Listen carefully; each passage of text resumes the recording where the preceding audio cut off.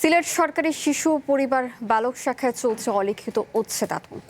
মাত্র ১.৫ বছরে আশ্রয় হারিয়েছে ৮৩ শিশু।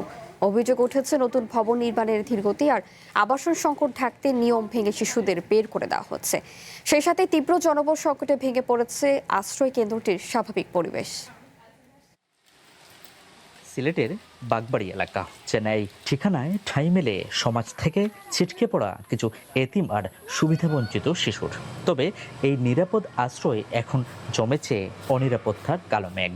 নেই থাকার জায়গা, নেই ভালো খাবারের ব্যবস্থা, সামান্য অজুহাতে কেটে দেয়া হচ্ছে নাম।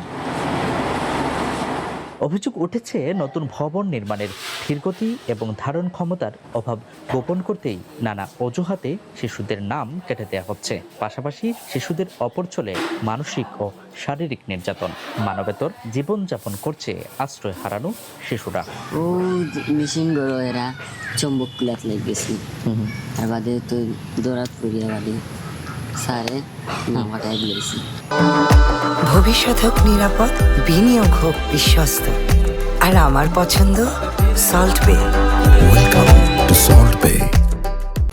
মারে বড়েরা আঞ্জাজে সরকারি এই এতিমখানায় কাগজে কলমে ১১৪ জন শিক্ষার্থীর নাম উল্লেখ থাকলেও বাস্তব চিত্র সম্পূর্ণ ভিন্ন। ২০২৪ সালে ১৫৩ জন শিক্ষার্থী ছিল, ২০২৪ সালে তা নেমে এসেছে ৭০ জনে। ২ বছরের ব্যবধানে প্রতি বছর প্রায় ৪২ জন শিশু হারিয়েছে আশ্রয়।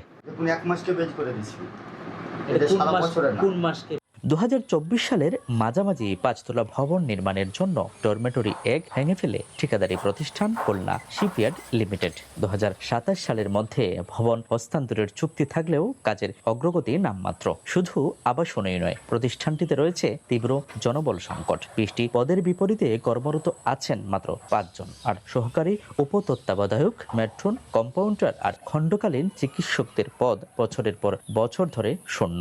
এখানে আমাদের ২০ জন জনবল থাকার কথা, কিন্তু আমাদের এখানে মাত্র 25% আমরা 5 জন জনবল দিয়ে চালাইতেছি। তো এটার জন্য আমাদের খুব হিমশিম খাইতে হচ্ছে।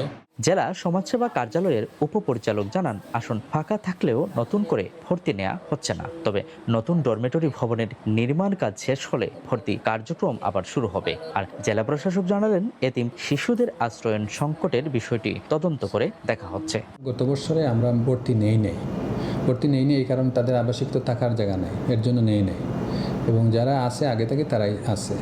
নতুন বিল্ডিং ডরমেটরি হওয়ার পরে আমরা ভর্তি নেব। দ্রুত ডরমেটরি নির্মাণ ও শূন্য পদে নিয়োগ না দেয়া হলে এই শিশুরা চরম ঝুঁকির মুখে পড়বে বলে মনে করছেন সচেতন মহল। M A Qayyum, one news, Sylhet.